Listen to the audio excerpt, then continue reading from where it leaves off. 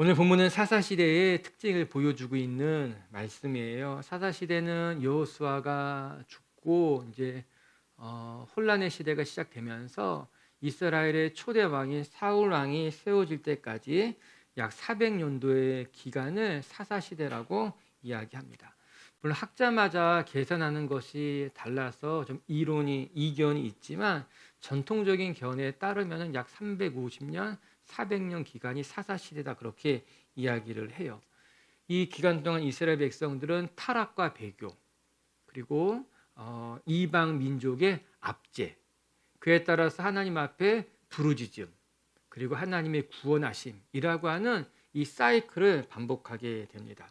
하나님께서 그들을 구원하시고 난 이후에도 이스라엘 백성은 다시 배교했고 그에 따라서 다른 민족의 압제를 당하게 되죠. 끊임없이 이 사이클이 반복되며 400년이라는 시간을 이어가게 되었습니다.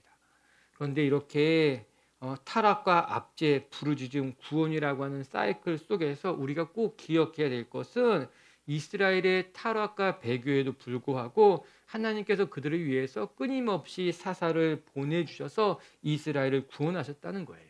우리 18절 말씀, 오늘 본문은 아닌데 같이 한번 읽어볼게요. 18절 말씀이에요. 시작. 여호와께서 그들을 위하여 사사들을 세우실 때에는 그 사사와 함께 하셨고 그 사사가 사는 날 동안에는 여호와께서 그들을 대적의 손에서 구원하셨으니 이는 그들이 대적에게 압박과 괴롭게 함을 받아 슬피 부르짖음으로 여호와께서 뜻을 돌이키셨음이거늘. 여호와께서 그들을 위하여 사사를 보내서 세우셨고 사사와 함께하는 동안에는 이방 민족의 압제에서 벗어날 수 있었다, 이렇게 이야기하고 있습니다. 사사기를 묵상하면서 절대 간과해서는 안 되는 매우 중요한 구절이라고 생각합니다. 그러면 사사시대는 영적인 암묵 시대였습니다. 각자 자기 소견에 옳은 대로 이스라엘 민족은 하나님 곁에서 떠났어요. 멀어졌어요. 오늘 우리가 묵상하게 되는 본문의 말씀입니다. 그럼에도 불구하고 하나님께서 이스라엘을 버리시지 아니하셨습니다. 이스라엘은 하나님을 버리고 떠났지만 하나님은 이스라엘 백성들에게 다시 사사를 보내어서 그들을 구원하셨다라고 하는 거예요. 오늘 우리가 이건 18절에는 하나님이 그들을 위하여 이렇게 말씀을 이야기하고 있습니다. 여기서 말하는 그들은 누구입니까? 하나님을 배교하고 떠난 이스라엘을 말하는 거예요. 하나님을 떠난 이스라엘 백성들을 위하여 이스라엘이 배반한 민족임에도 불구하고 하나님이 그들에게 사사를 보내셔서 구원하셨다는 말씀인 것 아니겠습니까? 여러분, 하나님의 사랑은 절대적인 사랑입니다. 우리가 사랑받을 만해서 하나님 우리를 사랑하신 것이 아닙니다. 이스라엘 민족이 하나님 앞에 착하고 충성된 종이었기 때문에 하나님이 그런 이스라엘을 위하여 사사를 세우신 것이 아니라 이스라엘 민족이 타락하고 배교했음에도 불구하고 그들을 위하여 그들을 버리지 않고 하나님이 사사를 보내서 이스라엘을 구원하신 거지요. 그래서 하나님의 사랑은 절대적이에요. 우리가 감히 흉내놓자 내기 어려운 힘든 사랑이라고 하는 것입니다. 오늘도 우리 빛의 식구들이 이 하나님의 사랑을 의지하고 바라볼 수 있기를 바랍니다. 우리의 허물에도 불구하고 우리의 부족함에도 불구하고 하나님은 우리를 위해서 아들을 보내주시고 또한 우리의 기도에 귀를 기울이시는 분이 우리 하나님이라고 하는 거예요. 우리가 하나님 앞에 부끄러운 모습을 갖기도 하지만 그럼에도 불구하고 그들을 위하여 사사를 보내신 것 같이 우리를 위하여 오늘도 일하시는 하나님을 바라보고 그 하나님을 붙드는 신앙이 되시기를 주님의 이름으로 축복합니다. 여러분, 하나님은 결코 우리를 실망시키지 않으실 거예요. 우리는 하나님을 배반했지만 하나님 우리를 배반하지 않으실 거예요. 오늘 본문은 사사시대의 특징을 설명해 주고 있는 말씀이에요. 우리가 오늘 말씀 같이 묵상해 가면서 우리 자신을 좀 돌아보면 좋겠습니다. 이스라엘 민족이 어떻게 하나님을 배반했는지 그들의 모습을 보면서 우리를 점검하고 우리가 하나님 앞에 더 가까이 나아간다면 그 속에 은혜가 있을 줄로 믿습니다. 우리 11절과 12절 말씀 한번 같이 읽어볼게요. 11절, 12절 말씀 시작. 이스라엘 자손이 여호와의 목전에 악을 행하여 바알들을 섬기며 애굽 땅에서 그들을 인도하여 내신 그들의 조상들의 하나님 여호와를 버리고 다른 신들 곧 그들의 주위에 있는 백성의 신들을 따라 그들에게 절하여 여호와를 진노하게 하셨습니다. 첫 번째 말씀을 통해 배우게 되는 것은 이스라엘 민족의 가장 큰 특징은 그들이 너무나 쉽게 하나님을 버리고 떠났다는 거예요. 우리 11절과 12절의 말씀에 여호와를 버리고 다른 신을 따라갔고 우상들에게 절하였고 이렇게 이야기합니다. 너무나 안타까운 모습이죠. 지금까지 이스라엘을 지켜주신 분이 하나님이셨는데 그 하나님을 버리고 다른 신을 찾아갔다고 합니다. 여러분, 이스라엘 백성들이 가나안 땅에 정착할 수 있었던 것은 하나님의 전적인 은혜였습니다. 하나님께서 애굽에서 그들을 건져내시고 광야 40년 동안 지키실 뿐만 아니라 약속의 땅을 정복하게 하신 것이 다 하나님의 은혜였던 것 아닙니까? 무려 430년이라고 하는 긴 시간 동안 애굽의 노예로 살았던 이스라엘 민족을 하나님이 기적적인 방법으로 건져내신 것 아니겠습니까? 광야 40년 동안 그들의 옷이 해지지 아니하였고 그들의 신이 닳지 않았다고 말합니다. 반석에서 물이 났어요. 또 광야에서 만나 매출하기로 먹이신 것이 우리 하나님이셨던 것입니다. 그렇게 이스라엘 백성들을 가나안 땅까지 인도하셨음에도 불구하고 약속의 땅에 들어가자 어떤 일이 일어났습니까? 이스라엘 민족은 하나님을 버리고 그 땅의 신에게 굴복했다 성경은 이야기하고 있어요. 여러분, 여기서 버렸다라고 하는 단어가 충격을 주고 있습니다. 버렸다라고 하는 것은요, 의지적인 행동이지 않습니까? 나도 모르게 잊혀진 것이 아니라 그들이 스스로 하나님을 버리는 것을 선택했다라고 하는 거예요. 더 이상 하나님이 나에게 필요 없기 때문에 버렸다.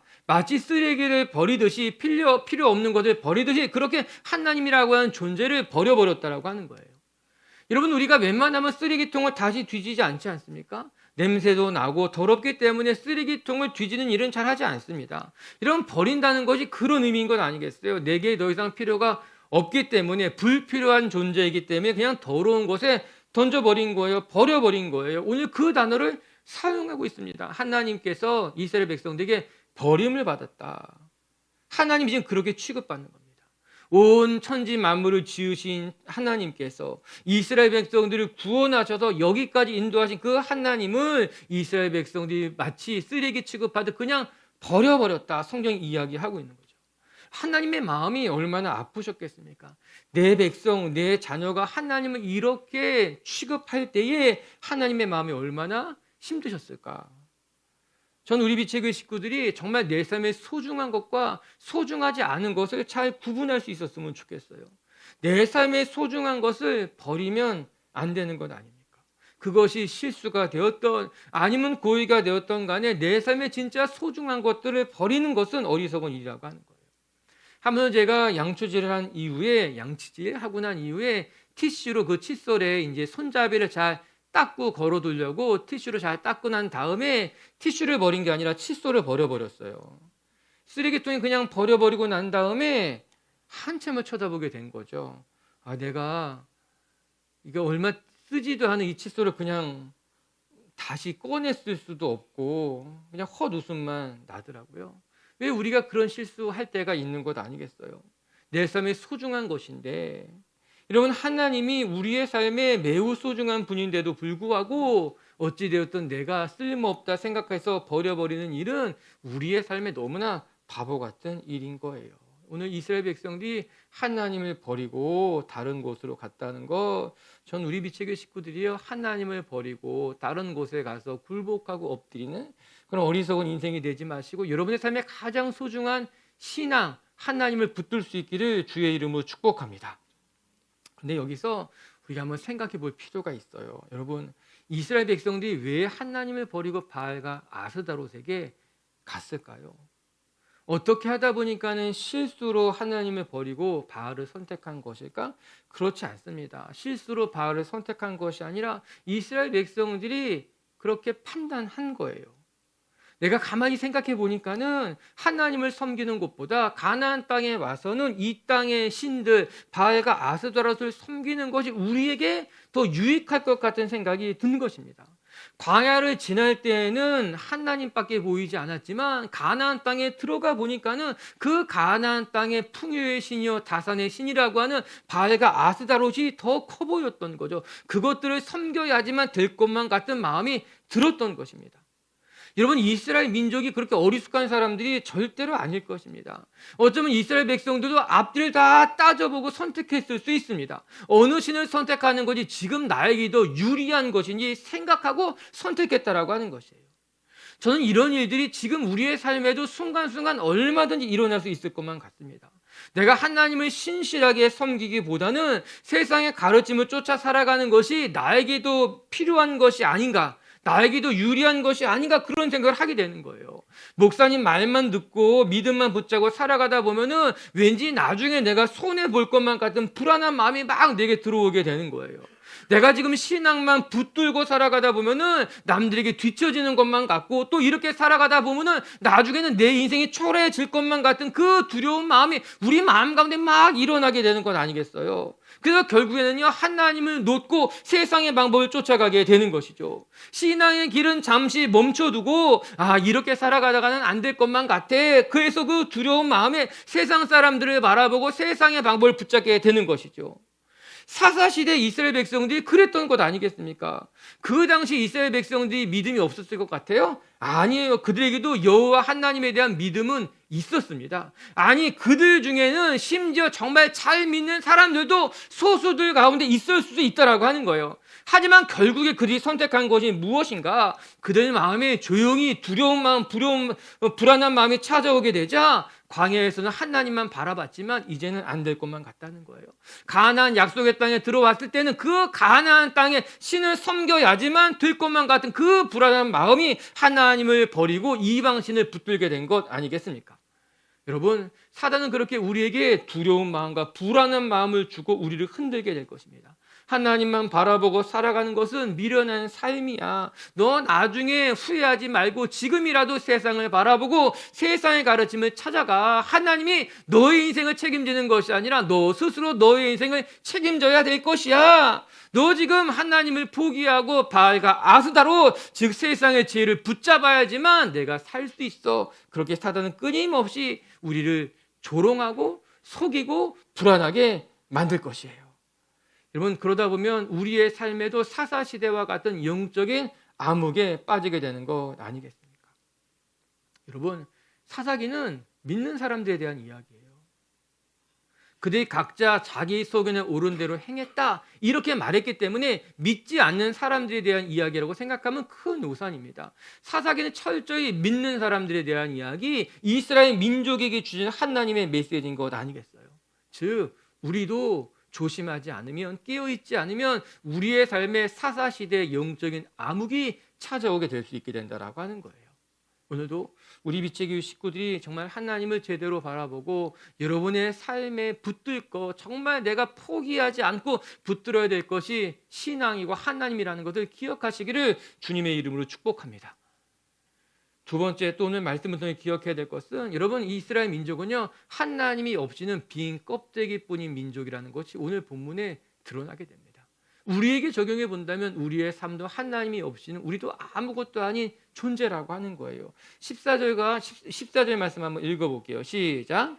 여호와께서 이스라엘에게 진노하사 노력하는 자의 손에 넘겨주사 그들이 노략을 당하게 하시며 또 주위에 있는 모든 대적의 손에 팔아 넘기심에 그들이 다시는 대적을 당하지 못하였으며. 이스라엘 백성들이 하나님을 버리고 바알에게 굴복하자 하나님께서 그들을 노략자들의 손에 넘겨주었다고 합니다. 그래서 이스라엘 백성들이 노략을 당하게 하고 다시는 대적들을 감당하지 못하게 되었다라고 하는 거예요. 한마디로 말한다면 하나님께서 그들을 돕지 아니하시니까 이방 민족들을 당해낼 수가 없었다는 말씀입니다. 온갖 소모를 다 당하고도 어찌하지 못했다라고 하는 거죠. 우선 생각을 해보면 이스라엘이 하나님을 버리고 바알과 아스다롯에게 가서 굴복하면, 바알과 아스다롯을 섬기면 그 땅의 신들이 이스라엘을 지켜줬어야만 하는 것 같은데 전혀 그러지 않았다는 것 같아요. 이스라엘 민족이 하나님을 버리고 바알과 아스다롯에게 나아갔다면 바알과 아스다롯이 그들의 삶을 형통하게 했어야지 맞잖아요. 그런데 그들의 삶이 전혀 형통하지 않았습니다. 쉽게 말한다면 흔히 하는 말로 그래 하나님을 떠나서 바알과 아스다롯을 섬기니까 그들의 삶이 좀 나아졌습니까? 그들이 신앙을 버리고 하나님을 버리고 이방 민족 앞에 굴복했더니 진짜 그들의 신앙이 그들의 삶이 더 나아졌느냐? 그렇게 묻게 되는 것이죠. 그렇지 않았다는 겁니다. 하나님을 버려서 가나안 민족의 신앙을 추구하게 되면은 그들의 삶이 나아졌을 것만 같은데 전혀 나아지지 않고 오히려 그들이 더 크게 수모와 노력을 당하게 됐다라고 하는 것입니다. 너무너무 안타깝지 않습니까? 여태까지 믿고 있었던 하나님을 버리고 바알과 아스다롯에게 굴복했다면 그들의 삶이 좀 더 형통해졌으면 좋았을 것인데 전혀 그렇게 되지 않았다라고 하는 거예요. 여러분, 우리가 이스라엘의 민족의 역사를 보고 배워야만 합니다. 성경이 분명히 우리에게 말씀해 주시는 가르침이 있다라고 하는 거예요. 하나님을 떠나고 세상을 쫓아가는 것이 우리 인생의 해답이 아니고 하나님을 계속 붙드는 것이 오히려 우리의 삶의 해답이 된다라고 하는 것입니다. 우리의 마음이 불안하고 두려운 마음에 하나님을 버리고 세상의 방법을 붙잡으면은 내 삶이 형통할 것만 같고 무엇인가 다른 일이 펼쳐진 것만 같지만 오히려 그렇지 않았다는 거예요. 오히려 우리의 삶을 붙들어 주시는 건 역시 하나님이라고 하는 것입니다. 이런 기억하시기 바랍니다. 우리의 삶을 붙들고 계시는 거 그거 하나님의 손이라고 하는 거, 우리가 하나님을 떠나 세상 앞에 나아가고 세상의 지식과 세상의 방법을 붙들면 우리의 삶이 더 궁핍해진다는 것을 기억하고 신앙의 자리를 지킬 수 있기를 주의 이름으로 축복합니다. 저는 오늘 말씀을 통해서 귀한 것을 한 가지 배우게 돼요. 여러분, 이스라엘 백성들은요 하나님이 없으면 빈 껍데기뿐인 민족이었다는 사실이에요. 그들이 광야를 통과하고 여리고성을 무너뜨리면서 대단한 민족이라고 하는 소문이 가나안 땅에 파다했습니다. 가나안 땅에 살아가는 사람들은 이스라엘 백성들이 여리고성을 무너뜨릴 때 그들이 가는 곳마다 백정백승하는 것들을 바라보면서 대단한 민족이 가나안 땅에 들어왔다. 이스라엘 민족은 대단한 민족이라 그런 소문을 내고 들었지만 여러분, 이스라엘 민족이 대단했던 것이 아니라 그들과 함께 하셨던 하나님이 대단한 분이셨던 거예요. 이스라엘이 강해서 가는 곳마다 승리했던 것이 아니라 이스라엘 민족과 함께 하신 하나님이 승리하셨기 때문에 이스라엘 민족이 승리할 수 있었던 것 아니겠습니까? 그럼에도 불구하고 이스라엘 백성들은 착각하기 시작합니다. 가는 곳마다 승리하게 되니까는 사람들이 끊임없이 이스라엘 민족이 대단한 민족이라고 치켜 세우다 보니까는 이스라엘 민족은 진짜 우리 민족이 대단한 민족이구나. 내가 대단히 강한 민족이구나 착각하기 시작했다라고 하는 거예요. 그러나 그렇지 않습니다. 정말 그 안에 숨겨진 비밀은 그들이 대단한 것이 아니라 그들을 붙들고 계신 하나님이 대단했던 것 아닙니까? 오늘 말씀이 주는 교훈은 분명합니다. 하나님을 떠난 인생은 아무것도 아니라고 하는 거예요. 하나님이 돕지 않을 때 우리의 인생은 궁핍해질 수밖에 없는 것입니다. 그렇기 때문에 우리가 하나님을 떠나지 않아야 돼요. 하나님을 붙들어야만 된다. 오늘 성경이 말씀해 주고 있는 거예요. 여러분, 예수님께서 요한복음에 이렇게 말씀하셨어요. 요한복음 15장 5절 말씀 한번 같이 읽어볼까요? 시작.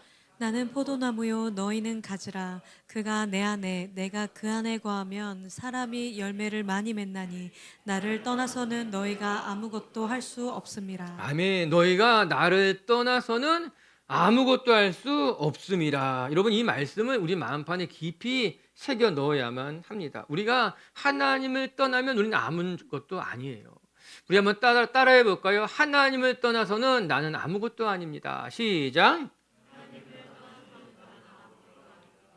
여러분, 맞아요. 우리가 지금까지 아무리 대단한 일을 했다 하여도 또 내가 그래도 이 정도면 괜찮은 사람인 것 같다 할지라도 우리가 하나님을 떠나면 우리는 아무것도 아닌 존재라고 하는 것이에요. 오늘 예수님께서 우리에게 분명하게 말씀해 주고 계십니다. 너희가 내 안에 거하며 많은 열매를 맺겠지만 너희가 나를 떠나서는 너는 아무것도 아니라고 하는 것입니다. 아무리 주변 사람들이 우리를 지켜 세우고 이스라엘 민족은 대단한 민족이라고 이야기했어도 그 안을 들여다보면 하나님이 함께 하셨기 때문에 그 모든 것들이 가능했구나. 하나님이 없으면 아무것도 아니구나. 여러분, 사울 왕을 한번 생각해 보실까요?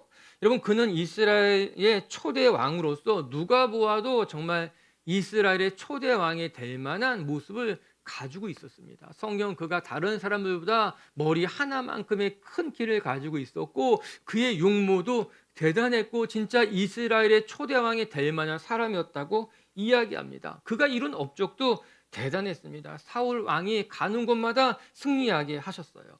하나님을 의지했던 사울 왕이 처음에는 이방 민족들과의 전투에서 연승 승리하게 되었는데 그 이후에 사울 왕은 스스로 자신이 강한 줄로 착각하기 시작하게 됩니다. 결국에는 그는 자기 자신을 위한 기념비까지 세웠던 것 아니겠습니까? 하나님이 함께 하셔서 가는 곳마다 승리했는데 자기가 강한 줄 알고 하나님을 위한 것이 아니라 자기 자신을 위한 기념비를 세웠다라고 하는 거예요.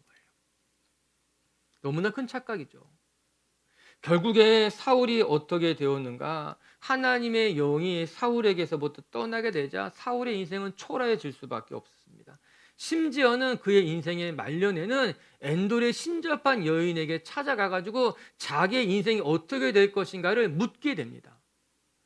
지금 우리식으로 이야기해 본다면 무당을 찾아가가지고 내가 어떻게 될 것인지, 여러분 그는 이스라엘 민족의 왕, 여호와 야훼 하나님을 섬기는 왕이 무당을 찾아가가지고 이제 내가 어떻게 될 것인지 물어보고 있다라고 하는 거예요. 여러분 엔돌에 신접한 여인이 속으로 얼마나 비웃었겠습니까? 아니 나를 찾아온 사람이 이스라엘의 왕 사울이라고? 하나님 여호와를 섬겼던 그 사람이 나에게 와서 무당에게 점을 친다고? 여러분 그 엔돌에 신접한 여인이 얼마나 속으로 조롱을 했겠습니까?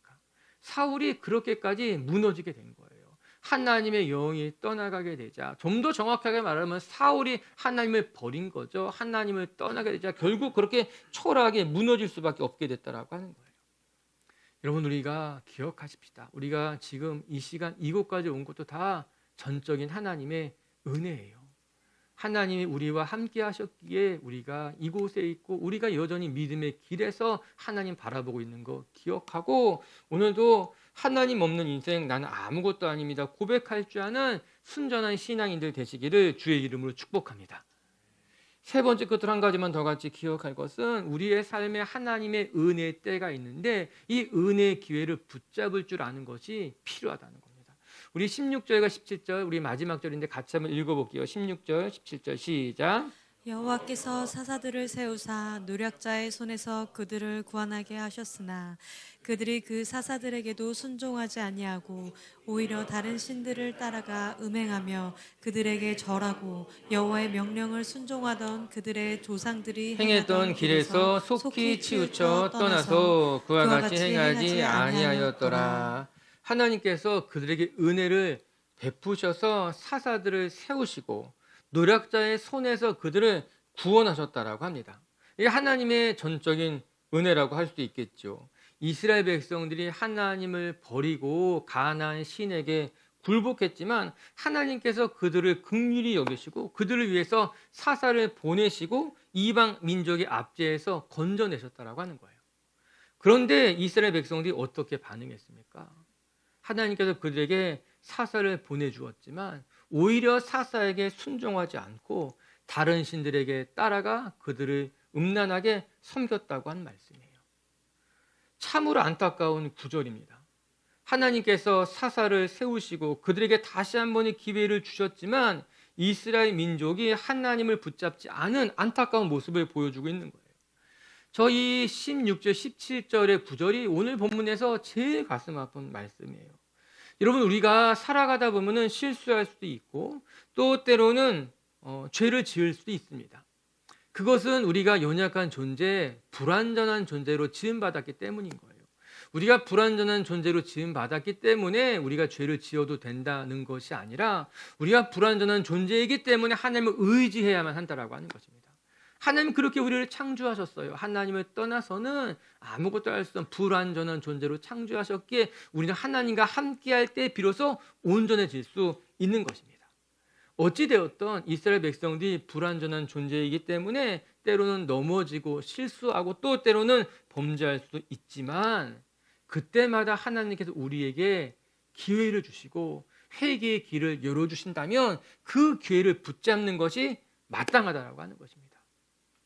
우리가 실수하고 넘어진 것이 문제가 아니라 그 넘어진 이후에 하나님이 손을 내밀었을 때에 회개의 기회를 주었을 때 돌이키지 않은 것이 문제라고 하는 것이에요. 오늘 하나님께서 이스라엘 백성들에게 은혜의 때를 허락해 주셨어요. 다시 돌아오도록 문을 여셨어요. 그럼에도 불구하고 이스라엘 백성들이 하나님의 손을 붙잡지 않았습니다. 여러분, 이사야 선지자가 이렇게 말한 것이 있어요. 같이 한번 우리 이사야서 말씀 읽어볼게요. 55장 6절 7절 시작. 너희는 여호와를 만날 때에만 가까이 계실 때에 그를 부르라. 악인은 그의 길을 불의한 자는 그의 생각을 버리고 여호와께로 돌아오라. 그리하면 그가 긍휼히 여기시리라. 우리 하나님께로 돌아오라. 그가 너그럽게 용서하. 아멘. 여러분, 우리의 삶의 시간에 은혜의 때가 찾아올 때가 있어요. 하나님께서 예비하신 은혜를 부어주실 때가 있습니다. 우리 마음에 막 감동과 눈물을 주시고 또 때로는 지금 하나님이 나를 부르시는 것만 같아, 그렇게 우리의 마음이 감동이 될 때가 있다라고 하는 거죠. 이사야는 그런 때를 가리켜서 은혜의 때요, 하나님께 부르짖어야 할 때라고 말씀하고 있는 거예요. 이에 이사야 선지자가 여호와를 만날 만한 때에, 하나님이 가까이 계실 때에 하나님을 찾고 부르짖으라 이야기하고 있는 것 아니겠습니까? 우리가 살아가다 보면 우리의 삶에 하나님 막 부으실 때가 있습니다. 내가 미처 생각하지도 못했던 은혜를 부으시면서 우리의 삶을 이끌어 가실 때가 있다라고 하는 거예요. 저는 그때 우리가 하나님의 이 큰 은혜의 기회를 붙잡아야 된다. 하나님이 문을 여실 때에, 하나님이 길을 여실 때에, 하나님이 은혜를 베풀 때에 그 은혜를 붙잡을 필요가 있다. 오늘 본문으로 다시 되돌아가서 생각해 본다면 하나님이 이스라엘 백성들에게 사사를 세워주셨어요. 그래서 이방인의 압제에서 벗어나게 하셨어요. 그렇다면 이스라엘이 그 기회를 붙잡아야죠. 다시 돌이켜야죠. 하나님 앞에 엎드렸다면 사사시대가 400년이라고 하는 긴 시간 동안 그렇게 이스라엘이 무너지지 않았을 것입니다. 하나님이 사사를 보내주셨을 때 그 은혜의 때를 그들이 붙잡았다면, 놓치지 않았다면 이스라엘은 다시 하나님께서 기뻐하시는 민족으로 되돌아왔을 것인데 그것이 안타깝다라고 하는 거예요.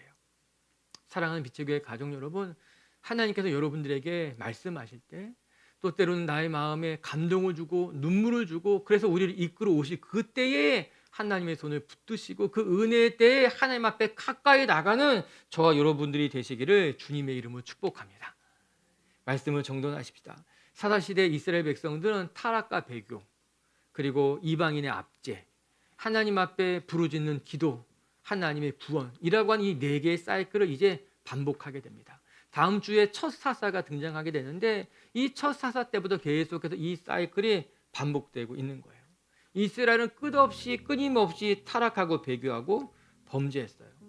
그럼에도 불구하고 하나님은 반복해서 사사를 보내셔서 이스라엘 백성들의 손을 붙잡아 주셨죠. 오늘 본문처럼 이스라엘은 하나님을 버렸지만 하나님은 이스라엘을 버리지 않으셨습니다. 그것이 하나님의 절대적인 사랑이에요. 사랑하는 빛의 교회 가족 여러분, 우리는 하나님을 포기할지 몰라도 하나님은 절대로 우리를 포기하지 않습니다. 우리가 범죄하여 어리석은 길로 빠져들었다 하여도 우리를 포기하지 않는 것이 하나님의 사랑이에요. 오늘도 그 사랑을 바라보고 의지하고 그 하나님의 사랑을 붙드는 저와 여러분들이 되시기를 주님의 이름으로 축복합니다.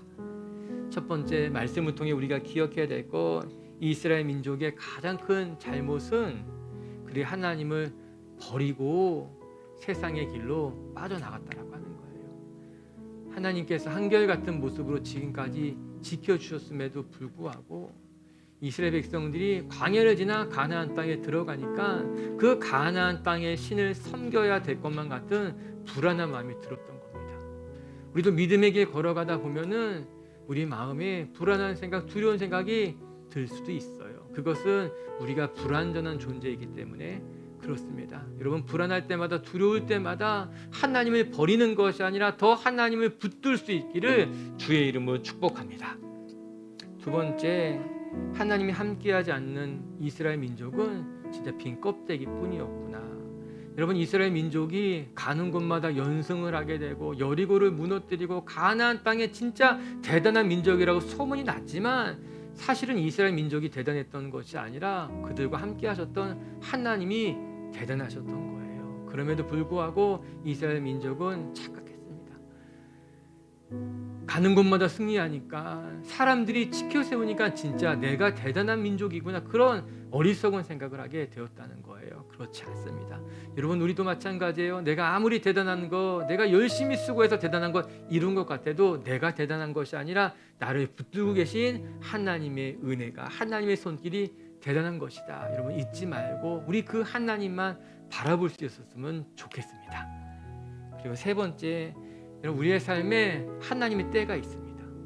하나님이 우리의 삶에 주시는 은혜의 기회들, 이 때를 놓치지 말고 잘 붙들고 하나님 앞에 나아갈 수 있었으면 좋겠습니다.